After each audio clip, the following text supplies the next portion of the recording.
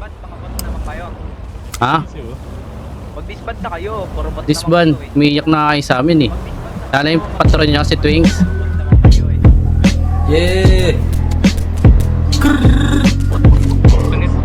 Naiwan pre, oh. Ano? Naiwan pre, oh. Dito. Gusto ko yumaman sa pagtutulak. Ito, dito sa baba ng tulay meron. Babaeng bayaran naghuhubad. Pag hindi kami yumaman dun sa Patay, patay. balik sa dati yun. Yung cooking bato, damo, lahat-lahat ibenta natin yun. Hanggang yumaman sa pagtutulak. Pero dati yun. Yung babaeng bayaran naghuhubad.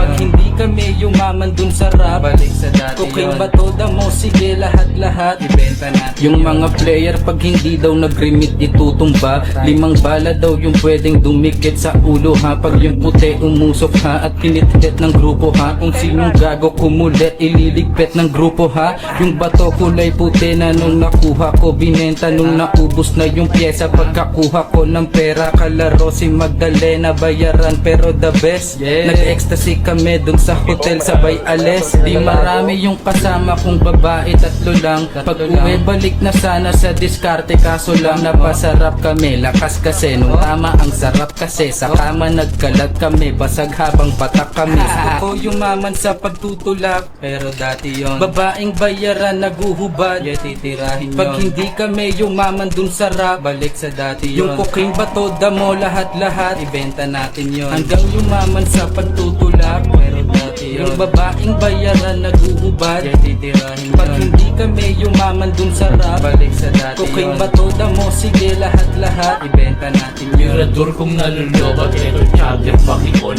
Miski na ano ang drogang pasa mo gagamit yun. Napapatay siya ng kalaban para sa akin, grabe yun. Kasama nung nalamak ask yun.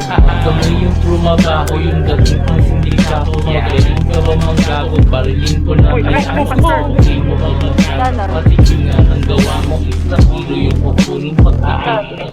Yung pinto pakitsarado, pati yung pakitsarado.